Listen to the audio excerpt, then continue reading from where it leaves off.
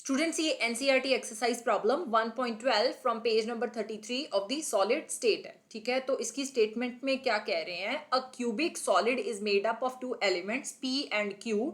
Atoms of Q are at the corners of the cube and P at the body center.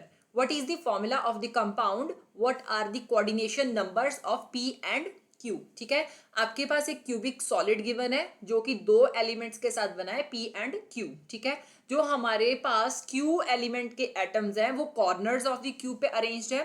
Okay, और P at the body centre.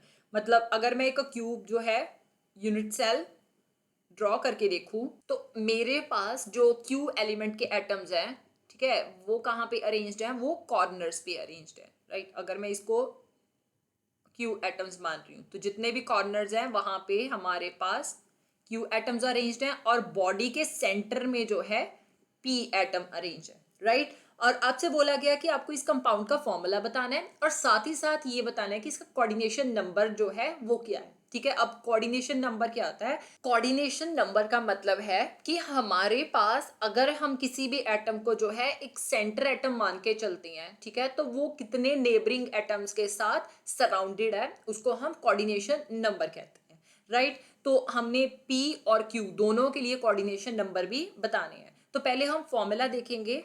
Right, तो formula देखने के लिए first of all हम जो contribution of Q atoms हैं वो find out करेंगे और contribution of P atom find out करेंगे। राइट, तो अब जैसे कि Q एटम्स जो हैं वो हमारे पास कॉर्नर्स पे अरेंज्ड है तो डेफिनेटली उसका कंट्रीब्यूशन एक यूनिट सेल के लिए कितना हो जाएगा?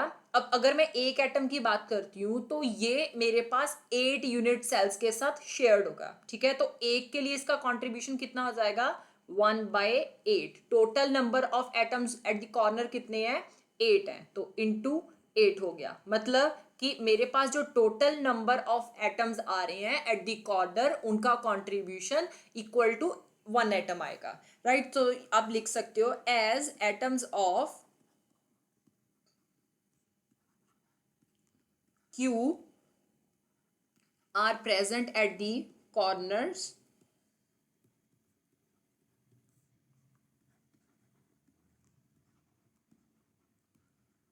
of the cube, therefore number of atoms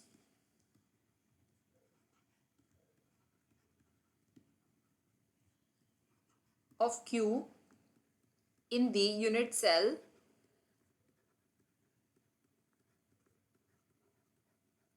equal to 1/8 into 8 हो जाएगा, सो इक्वल टू 1 आ गया।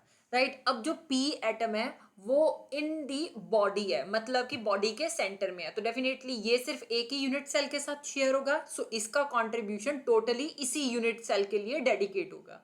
राइट, तो आप लिख सकते हो इसके लिए atom of P is present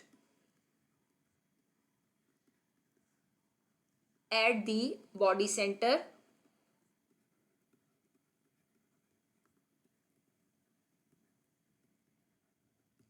therefore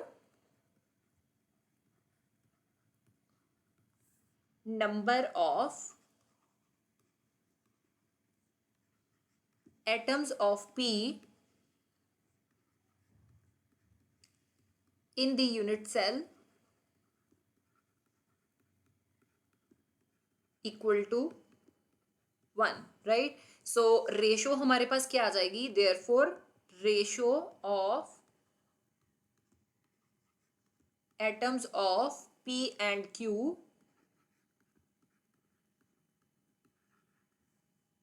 will be 1:1। Right, अब इनकी रेशो जो है अगर 1:1 आ रही है तो फॉर्मूला क्या बन जाएगा? So you can write hence formula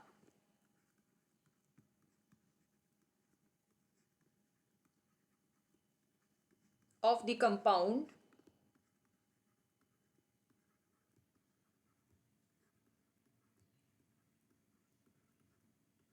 is PQ।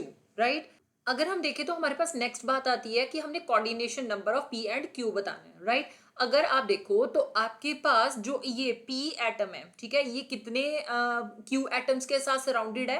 8 q atoms के साथ सराउंडेड है। तो कोऑर्डिनेशन नंबर ऑफ जो हमारे पास p आएगा दैट विल बी 8, राइट। अब अगर हम बॉडी सेंटर की भी बात करें, मुझे पता है कि एक ऐसा ही यूनिट सेल जो है इसके ऊपर भी होगा, ठीक है, लेफ्ट में भी होगा, राइट में भी होगा एंड डाउनवर्ड भी होगा। मतलब कि अगर मैं देखूं तो मेरे पास अगर क्रिस्टल लैटिस फॉर्म होता है तो ये जो एक एटम है डेफिनेटली ये भी बहुत सारे बॉडी सेंटर्ड जो हमारे पास पी एटम्स होंगे उनके साथ सराउंडेड होगा, ठीक है। तो इसका भी जो हमारे पास ये जो अगर मैं किसी भी एटम को उठाती हूँ, इस एटम को अगर उठाती हूँ तो इसका भी कोऑर्डिनेशन नंबर जो है वो 8 ही आ जाएगा। सो आप लिख सकते हो कोऑर्डिनेशन नंबर